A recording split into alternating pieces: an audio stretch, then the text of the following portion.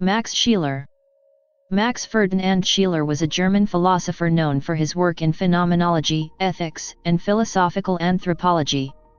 Scheler developed further the philosophical method of the founder of phenomenology, Edmund Husserl, and was called by José Ortega y Gasset the first man of the philosophical paradise. After his death in 1928, Martin Heidegger affirmed, with Ortega y Gasset, that all philosophers of the century were indebted to Scheler and praised him as the strongest philosophical force in modern Germany, nay, in contemporary Europe and in contemporary philosophy as such. In 1954, Karol Wojtyła, later Pope John Paul II, defended his doctoral thesis on an evaluation of the possibility of constructing a Christian ethics on the basis of the system of Max Scheler. Max Scheler was born in Munich, Germany on August 22, 1874 to a Lutheran father and an Orthodox Jewish mother. As an adolescent, he turned to Catholicism although he became increasingly noncommittal around 1921. After 1921 he disassociated himself in public from Catholicism and the Judeo-Christian God, committing himself to philosophical anthropology. Scheler studied medicine at the University of Munich. He also studied philosophy and sociology under Wilhelm Dilthey, Karl Stumpf, and George Simmel at the University of Berlin. He received his doctorate in 1897 at Munich with a thesis entitled Beiträge zur Feststellung der Beziehungswisken den logischen und ethischen Prinzipien. He earned his habilitation in 1899 at the University of Jena with a thesis entitled Die Transcendental und die Psychologische Method and directed by Rudolf Eucken, and became Privatdozent there in 1901.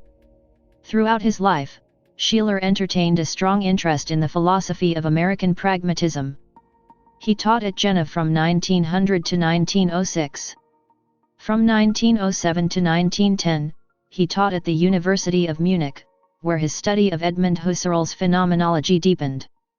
Scheler had first met Husserl at Halle in 1902. At Munich, Husserl's own teacher Franz Brentano was still lecturing, and Scheler joined the Phenomenological Circle in Munich, centered around M. Beck, T. H. Conrad, J. Daubert, M. Geiger, Dietrich von Hildebrand, Theodor Lipps, and Alexander Pfander. Scheler was never a student of Husserl's and overall, their relationship remained strained. Scheler, in later years, was rather critical of the master's logical investigations and ideas and he also was to harbor reservations about being in time by Martin Heidegger. Due to personal matters he was caught up in the conflict between the predominantly Catholic university and the local socialist media, which led to the loss of his Munich teaching position in 1910.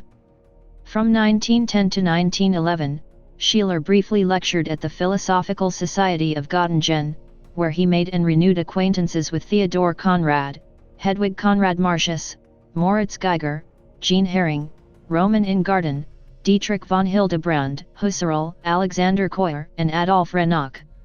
Edith Stein was one of his students, impressed by him way beyond philosophy. Thereafter, he moved to Berlin as an unattached writer and grew close to Walter Rathenau and Werner Sombart. Scheler has exercised a notable influence on Catholic circles to this day, including his student Stein and Pope John Paul II, who wrote his habilitation and many articles on Scheler's philosophy. Along with other Munich phenomenologists such as Renock, Pfander, and Geiger, he co-founded in 1912 the famous Jahrbuch für Philosophie und Phenomenologische Forschung, with Husserl as main editor. When his first marriage, to Amalie von Dewitz, had ended in divorce, Scheler married Marit Furtwängler in 1912, who was the sister of the noted conductor Wilhelm Furtwängler. During World War I, Scheler was initially drafted but later discharged because of astigmia of the eyes. He was passionately devoted to the defense of both the war and Germany's cause during the conflict. His conversion to Catholicism dates to this period. In 1919 he became professor of philosophy and sociology at the University of Cologne. He stayed there until 1928. Early that year, he accepted a new position at the University of Frankfurt. There he looked forward to conversing with Ernst Cassirer, Karl Mannheim, Rudolf Otto, and Richard Wilhelm, all of whom are occasionally referred to in his writings. In 1927 at a conference in Darmstadt, near Frankfurt, arranged by Hermann Kaiserling, Scheler delivered a lengthy lecture entitled Man's Particular Place, published later in much abbreviated form as Die Stellung des Menschen im Kosmos. His well-known oratorical style and delivery captivated his audience for about 4 hours.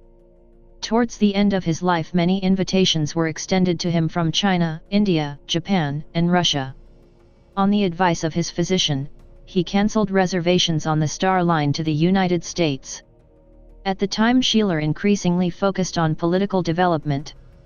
He met the Russian emigrant philosopher Nikolai Berdyaev in Berlin in 1923.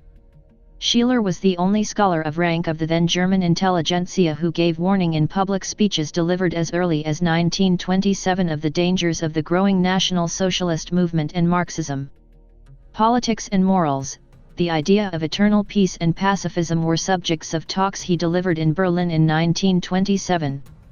In his analyses of capitalism, Scheler argued that capitalism was a calculating, globally growing mindset, rather than an economic system.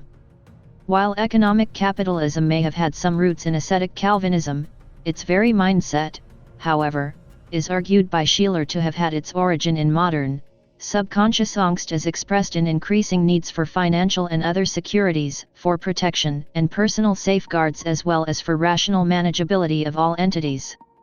However, the subordination of the value of the individual person to this mindset was sufficient reason for Max Scheler to denounce it and to outline and predict a whole new era of culture and values, which he called the World Era of Adjustment. Scheler also advocated an international university to be set up in Switzerland and was at that time supportive of programs such as continuing education and of what he seems to have been the first to call a United States of Europe. He deplored the gap existing in Germany between power and mind, a gap which he regarded as the very source of an impending dictatorship and the greatest obstacle to the establishment of German democracy. 5 years after his death, the Nazi dictatorship suppressed Scheler's work. When the editors of Geisteswissenschaften invited Scheler to write on the then developing philosophical method of phenomenology, Scheler indicated a reservation concerning the task because he could only report his own viewpoint on phenomenology and there was no phenomenological school defined by universally accepted theses. There was only a circle of philosophers bound by a common bearing and attitude toward philosophical problems. Scheler never agreed with Husserl that phenomenology is a method in the strict sense, but rather an attitude of spiritual seeing, something which otherwise remains hidden. Calling phenomenology a method fails to take seriously the phenomenological domain of original experience, the givenness of phenomenological facts before they have been fixed by logic, and prior to assuming a set of criteria or symbols, as is the case in the empirical and human sciences as well as other philosophies which tailor their methods to those of the sciences. Rather, that which is given in phenomenology is given only in the seeing and experiencing act itself. The essences are never given to an outside observer with no direct contact with the thing itself. Phenomenology is an engagement of phenomena, while simultaneously awaiting for its self-givenness. It is not a methodical procedure of observation as if its object is stationary. Thus, the particular attitude of the philosopher is crucial for the disclosure, or seeing, of phenomenological facts. This attitude is fundamentally a moral one, where the strength of philosophical inquiry rests upon the basis of love. Scheler describes the essence of philosophical thinking as a love-determined movement of the inmost personal self of a finite being toward participation in the essential reality of all possibles. The movement and act of love is important for philosophy for two reasons. If philosophy, as Scheler describes it, hearkening back to the Platonic tradition, is a participation in a primal essence of all essences, it follows that for this participation to be achieved one must incorporate within oneself the content or essential characteristic of the primal essence. For Scheler, such a primal essence is most characterized according to love, thus the way to achieve the most direct and intimate participation is precisely to share in the movement of love. It is important to mention, however, that this primal essence is not an objectifiable entity whose possible correlate is knowledge.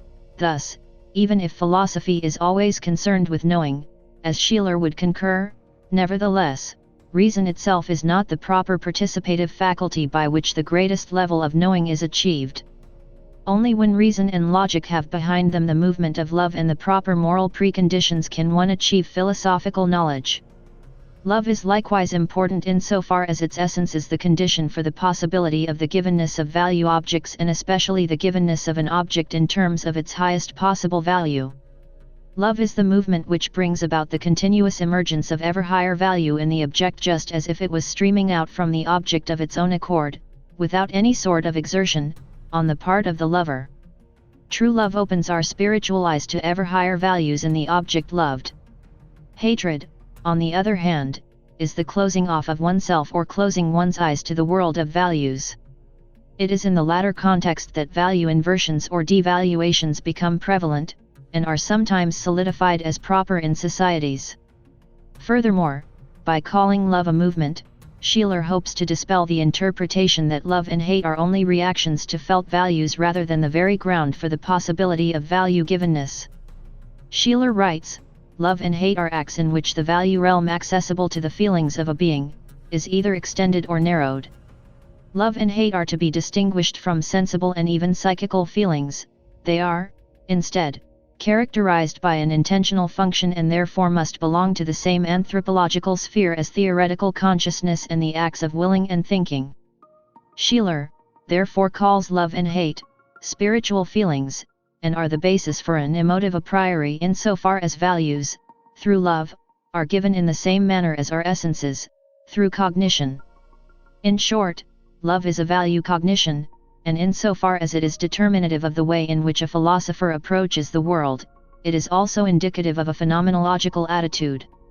A fundamental aspect of Scheler's phenomenology is the extension of the realm of the a priori to include not only formal propositions, but material ones as well. Kant's identification of the a priori with the formal was a fundamental error which is the basis of his ethical formalism. Furthermore, Kant erroneously identified the realm of the non-formal with sensible or empirical content. The heart of Scheler's criticism of Kant is within his theory of values. Values are given a priori, and are feelable phenomena. The intentional feeling of love discloses values insofar as love opens a person evermore to beings of value. Additionally, values are not formal realities, they do not exist somewhere apart from the world and their bearers, and they only exist with a value bearer, as a value being. They are, therefore, part of the realm of a material a priori. Nevertheless, values can vary with respect to their bearers without there ever occurring an alteration in the object as bearer.